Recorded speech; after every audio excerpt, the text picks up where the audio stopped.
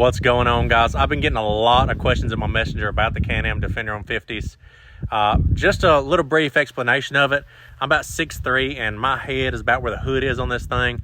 I got a lot of Rockford Fosgate audio in there. We love to jam music down through there. And mostly the main question is, why do you have this thing and why is it so big?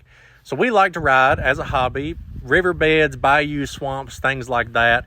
That's pretty much the gist of it. We like to go ride, have a good time on the weekends, camp with our friends, grill.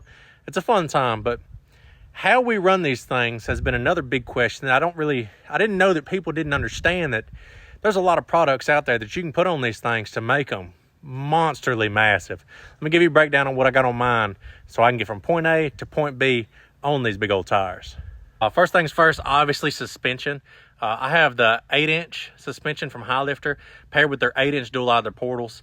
Obviously, the stock trans and motor and everything like that would pull the 50s probably, but you need the ground clearance that the portals give you and the gear reduction. So these portal gear lifts that you strap on the end of your suspension here, you take the hub off and you put these portals on, it gives you an immediate gear reduction for a lot more torque. So we can actually turn these things in thick mud and water and all that.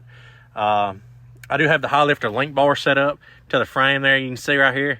It's so that these arms don't get ripped off if I do get in some deep mud and have to get pulled out.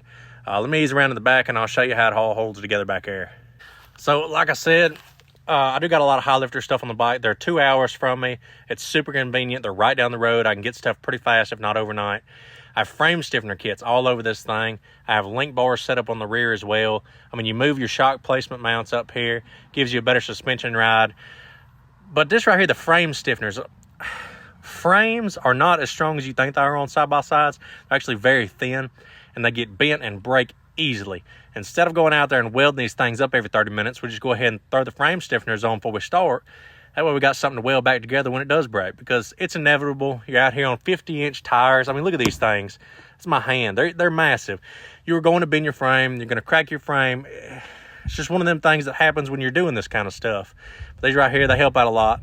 Let me get over here into the front again and show you some other stuff. All right, so to break it down on the front, your front differential is not going to carry this stuff here if it's stock.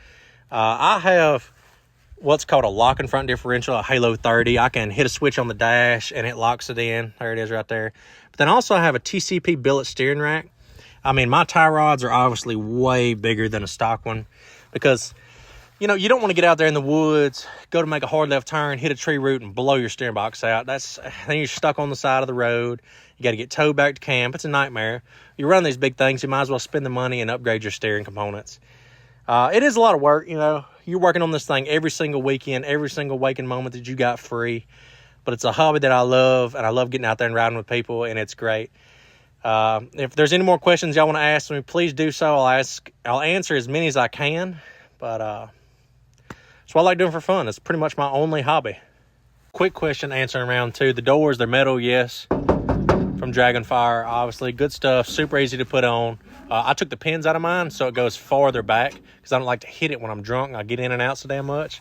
Yes, Gator, Ostrich, Rough Tough camos and cover right here. I mean, they're fake, but they fit great, and they're slick, and they're easy to clean. ThumperFab roof, a lot of Rockford in here from ES Mobile Audio. A lot. I mean, it is loud. Oh, my shifter too. Let me get in there. I know a lot of people keep asking me where I got this. So my buddies over there at Outlaw Ordnance, they actually started making these things. I mean, it's billet. It's hand carved. They sell them. They make them. Go check them out. I mean, got the Dolph on there. That's pretty much it. Yeah. A lot of Rockford though. That shit is everywhere. Some would say I'm addicted.